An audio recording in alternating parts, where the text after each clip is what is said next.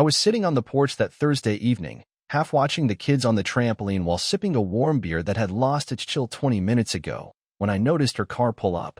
She parked at the far end of the driveway instead of her usual spot by the garage, like she didn't want me to notice she was back. Jenna stepped out of the car, moved quickly to the passenger side, and yanked something out, a man's leather jacket. Not mine.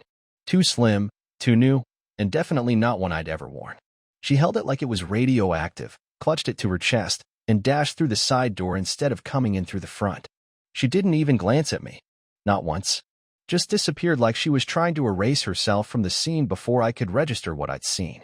But I did see it, and my brain, stubbornly slow to panic, filed it away with all the other things that had started to feel wrong lately. I stayed seated, didn't move, didn't yell. The kids were still laughing, flipping over each other like nothing had shifted. I didn't want to change that moment for them. Not yet.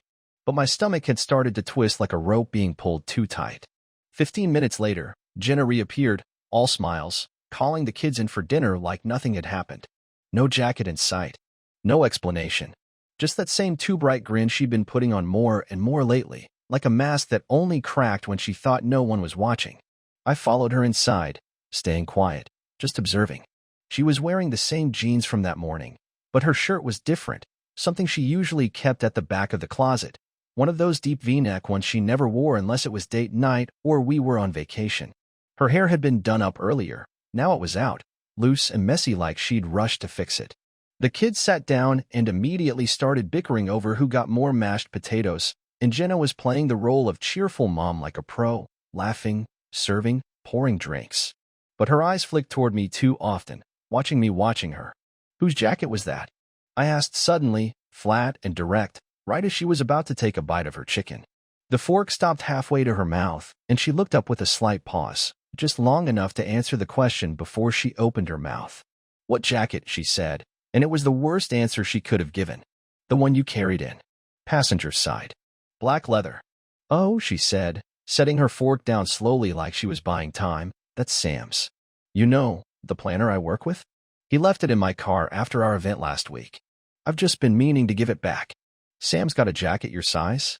I asked, leaning back in my chair, arms crossed. "He's skinny," she said, a little too quickly. "Like, really skinny. I'll bet," I muttered, pushing my plate away. I didn't say anything else. Just got up and walked to the garage, because I needed space before I said something I couldn't unsay in front of the kids. But inside my head, everything was already unraveling. Because I knew Sam. I'd met him once. Guy had a pot belly and wore a vest like he was trying to sell insurance from 1983. No way he owned the jacket. No way she carried it in like it was a forgotten umbrella if it really belonged to some random coworker. She didn't even have her purse with her. Just the jacket. Later that night, when the house had gone quiet and she was brushing her teeth, I slipped into the laundry room, checked the bin, the coat hooks, even the trunk of her car. Nothing. The jacket had vanished. Like it was never there. Like it had only existed for those 3 seconds she walked past me on the porch. But I'd seen it. My memory doesn't play tricks like that. And it sure as hell doesn't forget that the tag was still hanging off the sleeve. That jacket was brand new. That wasn't Sam's. That was a gift. And it wasn't meant for me. I waited 4 days before doing anything about it. For days of quiet observation, subtle questions, and watching Jenna move around the house like nothing was wrong. I wasn't quiet because I was scared of what I'd find. I was quiet because I already knew. I just didn't know the shape of it yet. How big, how messy, how far it had gone. So I waited. I watched her phone, not because I was checking messages or calls, but because it never left her side. Not even for 5 minutes when she went to take a shower. That alone was new. She used to toss it on the counter and forget about it for hours. Now, it was in her hand or tucked into her waistband, even when she was in sweatpants. That's not nothing. That's someone who doesn't want to be caught slipping. Friday night gave me what I needed. Jenna had a networking dinner for a new client. She dressed like she was going to a concert, not a restaurant. Tight jeans, the same V-neck from Tuesday, and heels she hadn't worn since our anniversary last year. She didn't ask if I could watch the kids. She told me. Just dropped it like a work task and assumed I'd deal with it. She even called a babysitter to come by for an hour while she got ready, even though I was home the whole time. That felt weird, too. It felt staged. It felt like she didn't want me seeing the details too early. I didn't say anything. I told her I hoped it went well, gave her a smile that didn't touch my eyes, and kept folding laundry like a man who didn't know his wife was about to lie to his face again. When she left, I waited exactly 11 minutes, then called the babysitter and told her she could go home. I strapped the kids into the car, dropped them at my sister's place under the pretense of a sleepover, and drove back home with one goal in mind: find out where the hell Jenna had gone. Not where she said she was going, but where she actually ended up. It wasn't hard. She left her work schedule in a drawer by the fridge. I knew where the client meeting was supposed to be. A restaurant 30 minutes away, the kind of place with exposed brick walls and overpriced wine. I drove past it and parked across the street. I waited. I watched. She wasn't there. Not in the lobby. Not at a table. I walked in, made up some excuse about picking up an order under her name, and got a blank look from the hostess. "No one by that name," she said. "Are you sure it's this restaurant?"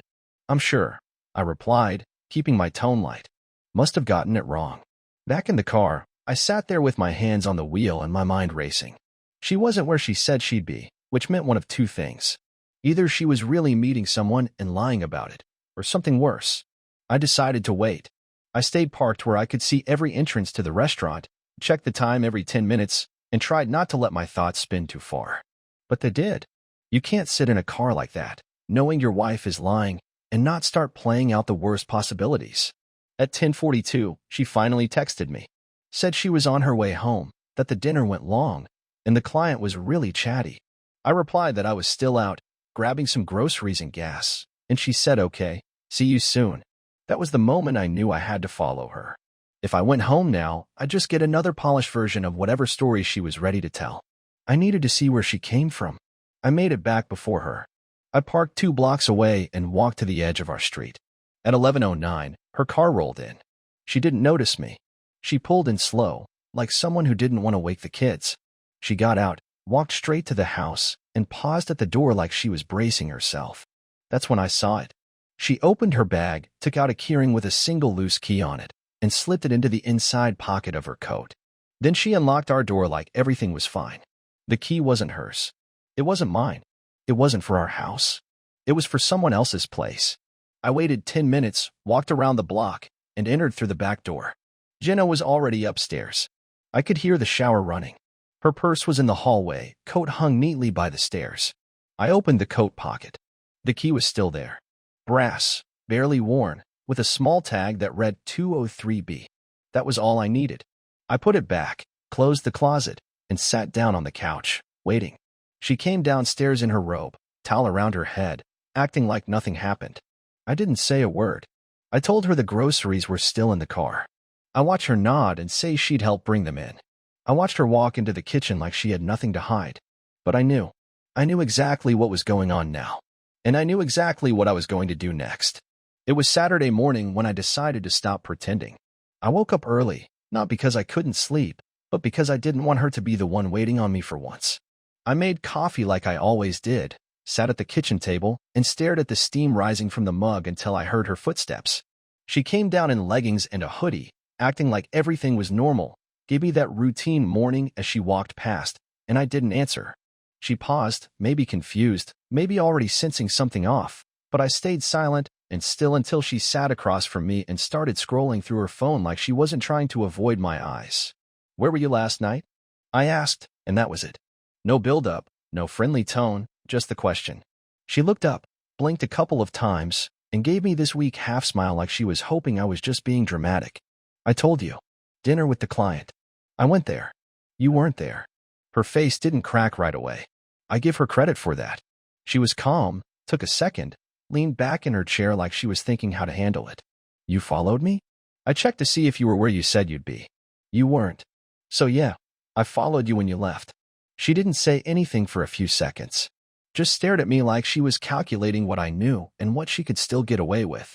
That's a huge violation of trust, Daniel. I couldn't believe she was trying to play that card. I laughed, not loudly, just enough for her to hear the disbelief in it. "Don't talk to me about trust. You weren't at dinner, and you came home with a key that doesn't belong to this house." She shifted. That was it. That's when her posture changed. She sat up straighter, eyes narrowed like I'd taken it too far. "What key?" she asked, too casually. "The one you put in your coat pocket before you walked in. You think I wouldn't notice that? You went through my stuff? Don't act shocked. You've been hiding things for weeks. Maybe longer. What's at 2:03 p.m.? The room went quiet again. The only sound was the refrigerator humming in the background. She looked away, rubbed her face like the conversation was exhausting her, then finally spoke. I was with someone. That's all she said at first. I didn't move, didn't flinch. Just stared straight at her. He's someone I met through work. We've had a few nights together. It's not what you think. I'm not trying to leave you. I leaned forward, both arms on the table, voice low but clear. You think I care what your intentions are? You lied to me. Repeatedly. You made me feel like I was losing my mind while you were out screwing around. It wasn't like that. It was exactly like that. You got dressed up, you made excuses, and you went to someone else's apartment. That's exactly what it was. She stood up then, not out of fear or shame, but because she didn't want to be cornered in the conversation anymore. She crossed her arms and looked out the kitchen window like that was going to help her come up with something better to say. I didn't plan for this to happen. It just happened. I stood up too, but slower, and walked to the sink so I wouldn't be standing right in front of her. I needed space, not because I was scared I'd do something stupid, but because I didn't want to see that face she was making like she was the one who had been wronged. You didn't plan for it, but you kept going back. You had time to stop. You chose not to. I felt invisible, Daniel. You're always here physically, but you're somewhere else in your head. I needed to feel like someone saw me again. That one stung, and she knew it. But I wasn't going to let her spin this into a shared blame thing. You needed to feel seen, so your solution was to lie and cheat? You didn't say a word to me about how you were feeling. Not once. You just decided to deal with it by screwing around behind my back. I tried to talk to you. You just never heard me. Then maybe you should have shouted instead of sneaking off into someone else's bed. We both stood there, breathing heavy, not because we were tired, but because it took everything not to scream at each other. I looked at her and saw someone I didn't know anymore. She looked at me and probably felt the same. The silence between us felt heavier than anything either of us had said. She finally walked out of the room without saying another word, leaving her coffee untouched on the table. I didn't follow her. I didn't want to. I needed to be alone, to think, to decide what came next. But one thing was clear. I wasn't going to be the guy who just swallowed this and moved on. Not this time. I didn't explode. I didn't flip furniture or smash her phone or storm out of the house like some guy in a bad movie. I just sat down with a notepad and a pen and wrote down everything I wanted to take from her. The dining set we picked out together. The television I bought with my bonus. The bed she used to lie to me in. I wasn't going to scream. I was going to gut our life piece by piece and leave her sitting in the hollow shell of what she broke. That was the plan.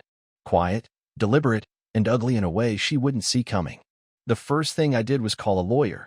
Not just any lawyer, but one recommended by a friend who went through something similar, only this guy had less sympathy and more precision. He asked a few questions, didn't fake any surprise when I told him the details, and then started outlining my options like we were planning a merger instead of a divorce. I told him I wasn't filing yet. I just wanted to know how much damage I could legally do without crossing any lines. He said that was smart. Said it's always the quiet ones who get everything they want in the end. Next, I set up a separate account and moved half of the savings into it. I didn't touch her personal funds, didn't drain our joint account, just took what was mine, documented it all, and locked it behind a new password. Then I started shifting things at work. Picked up some extra shifts, worked late on purpose, started pulling in more overtime than I needed. I wanted to create distance, not just emotional but logistical. Make her feel what it's like when I'm not around to carry the weight she never acknowledged. But the best part, the part that still makes me feel satisfied, was the message I sent to the guy she was cheating with. I didn't threaten him or demand anything. I just sent a screenshot. A photo of the key in her coat, the timestamp, and a short note that said, "She's all yours now. Enjoy hiding your things at 2:03 p.m. I don't know if he responded. I blocked the number after sending it. I wasn't interested in his excuses or his explanations. I wanted him to know I knew. That was enough. At home, I became a ghost. I cooked for the kids, cleaned the house, did the laundry, and didn't say more than I needed to. Jenna noticed. She started trying to talk to me again. Asked if we could go to therapy. Asked if I was going to leave. Asked if there was anything she could do. I told her I wasn't ready to talk about it yet, that I needed time. And then I used that time to make her life uncomfortable in ways she couldn't complain about. I stopped including her in any decisions. Dinner plans? Made without her. Family events? Took the kids myself and told everyone she had work. She tried to ask why she wasn't invited, and I just said, I didn't think you'd be interested. That line hit harder than any insult I could have thrown. Every time she tried to participate in something, I'd already handled it. Already paid the bills. Already scheduled the appointments. Already made the calls. I made her irrelevant, one choice at a time. The silence got to her. She started picking fights about little things, dirty dishes, wet towels, the thermostat. I let her yell. I let her complain. I didn't argue. I just nodded and went back to whatever I was doing. That's how I knew it was working. Because for the first time in years, she couldn't control the narrative. She couldn't twist the story or guilt me into anything. She was stuck, standing in the mess she created, and there was nothing she could say that would make it better. I knew it was really getting to her the day she cried in the kitchen. I walked in after work, set my bag down, and she was just standing there, staring at the sink. When she turned around, her face was red, eyes swollen, and she asked if I hated her. I didn't answer. I walked past her, opened the fridge, poured myself some water, and said I had work to finish. She followed me into the hallway, said she made a mistake, said she didn't want to lose our family, said she'd cut off the other guy if I gave her another chance. I already gave you a chance, I said without turning around. You used it to cheat on me. She didn't respond. She just stood there, crying like she thought it would fix something. But it didn't fix anything. It just reminded me that she only started caring once she realized she couldn't manipulate me anymore. That night, I went into the garage, pulled down the boxes labeled college stuff, and started sorting through old photos and papers. I made two piles, things I wanted to keep and things I didn't. In the morning, I left the discard pile on the kitchen table with a note that said, "Decide what you want to save before I throw it all out." She didn't say a word. It had been over 2 weeks since I confronted her, and in that time, we had lived like awkward strangers forced to share a space they both resented. I barely acknowledged her presence, and she stopped pretending everything was normal. Her attempts to talk dwindled, and instead of questions, she started leaving notes, short, pitiful things about the bills, about groceries, about Liam's school project. I read them, did what needed doing, and tossed them out without replying. But after a while, I realized we couldn't go on like that. Not for the kids, not for ourselves. The silence was doing more damage than the truth ever could, and it was time to decide what came next. I waited until the kids were at a sleepover and asked her to sit down in the living room. She looked surprised when I called her name. She came in cautiously, like I'd set a trap. She didn't speak first. She just sat on the edge of the couch, hands in her lap, like she was waiting for a verdict. "I want to talk," I said, "and I want you to listen first. No interruptions." She nodded slowly, didn't make eye contact. "I don't forgive you," I started. "I don't think I ever will. What you did wasn't just a betrayal of our marriage. It was a betrayal of every version of me that trusted you blindly, that stayed loyal, that turned down opportunities, that made sacrifices. I didn't deserve this." "I know," she whispered, but I held up a hand. "Don't talk yet. I'm not done. I gave you more than just my time and commitment. I gave you safety, stability, a place to be exactly who you wanted to be, no pressure, no ultimatums. And the moment you felt bored or invisible, instead of talking to me, instead of working on it, you looked somewhere else. You found someone to make you feel wanted, and you made a conscious decision, not once, but repeatedly. You planned it. You covered it. You hid it. That's not a mistake. That's a choice." Her eyes started to water, but I kept going. "I don't want an apology. Not anymore. I don't need your guilt, and I don't want your tears. I want answers. Honest ones. Why Why like that? What were you trying to escape from?" She took a moment before speaking. Her voice was low, tired, like she'd rehearsed the speech 100 times. "He made me feel new again. That's the best way I can explain it. It wasn't about sex, or love, or replacing you. It was about feeling like someone saw me and wanted me. I didn't expect it to go that far. I didn't plan to cheat. It just kept going because I didn't know how to stop without admitting to myself how far I'd already gone. You had time to stop every step of the way," I said calmly. "But you didn't." She nodded, slowly. "I know. And I've hated myself for it every day since. I look at you, and I can't even justify what I did anymore. I want to fix this, but I know I might not get to." "You won't," I replied. "There's no fixing this. There's just deciding what we're going to do from here." She finally looked at me, really looked at me, like she understood that this wasn't a warning anymore. This was the decision point. "I don't want to split the family," she said. "I don't want our kids to grow up in a broken home." "Then you shouldn't have broken it," I said plainly. "So what happens now?" she asked. "Do we get a divorce? Do you want me to leave?" I want peace, I answered.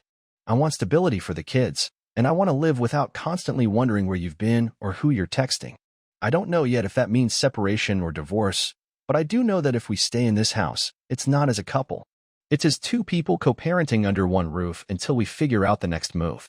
She nodded again, wiping her face with the sleeve of her sweatshirt. Her voice was cracking now, but she held it together. I'll respect that. I'll stay out of your way. I'll be honest with the kids when it's time. It is time, I said. They're not stupid. They know something's wrong. She didn't argue. She just sat there, quietly absorbing it. You don't have to leave tonight, I added. But things change starting now. We're not pretending anymore. There's no more we. There's you and there's me. That's it. For the first time in that entire conversation, she looked like she finally understood the weight of what she'd done. Not just the affair, but the years that led up to it, the lies, the coldness, the shift from being partners to just two adults surviving the routine. She looked around the room like she was seeing it for the first time in years. Our photos on the wall, the toys in the corner, the couch we picked out together. And I could see it hitting her that she'd lost something she was never getting back. I'll sleep in the guest room, she said quietly. I nodded. And that was it. No dramatic ending. No slam doors. Just a quiet end to something that once meant everything. It's been a month since that night in the living room, and I can say with full honesty that I feel clearer now than I have in years. I didn't wake up one day feeling better or suddenly lighter. It's been a slow grind, daily routines, small wins, reminders that I'm still capable of handling things alone.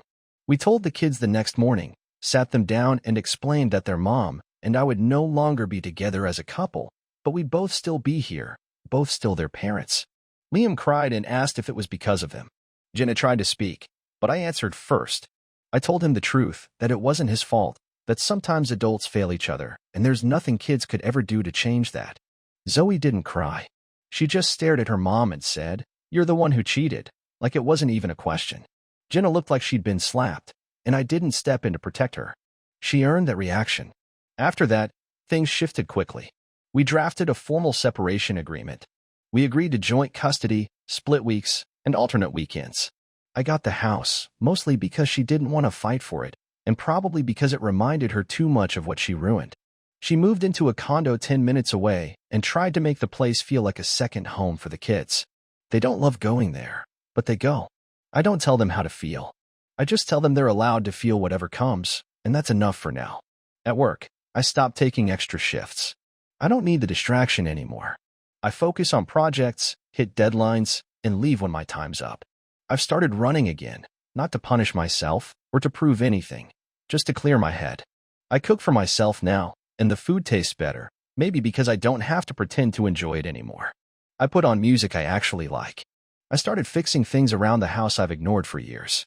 I'm rebuilding not just the home, but the rhythm of living inside it. Last week, Jenna asked if we could meet for coffee. I said yes. Not because I wanted to, but because I was curious what she'd say. We sat in a quiet corner of a place we used to go to on weekends. She looked different, smaller somehow, more nervous, like she wasn't sure if she was even allowed to sit across from me. "I'm not doing well," she said. "I just thought you should know." I nodded, didn't say anything. "I miss what we had," she continued. "I keep thinking about how I could have done things differently, about how badly I screwed this up." I still didn't speak. I let her sit in the discomfort of her own truth. "I'm not asking you to forgive me," she said. "I know you don't owe me that. I don't want to be your enemy." "You're not," I finally replied. "But you're not my friend either." She looked down at her coffee, bit her lip like she wanted to cry, but she didn't. "I know I'll never get that version of you back," she said. "And I know you'll probably find someone better, someone who doesn't lie, someone who actually values what you give." "I'm not looking for anyone," I said. "I'm just learning to be fine by myself."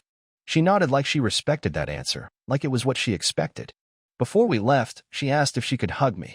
I said no. It wasn't cruel. It was honest. The last person who touched me out of love was the same person who used that closeness to lie. I wasn't ready to let that happen again, not even for 5 seconds. We went our separate ways, and I haven't thought much about her since. I don't stalk her socials. I don't ask the kids about her life unless they bring it up. I've stopped needing updates. I don't feel the old pull toward the past anymore. There's nothing they're worth revisiting. What I learned from all this is simple. People don't accidentally hurt you. They make decisions. Over and over again. And when someone shows you who they really are, you don't need to stay and try to fix them. You're allowed to walk away. You're allowed to start over.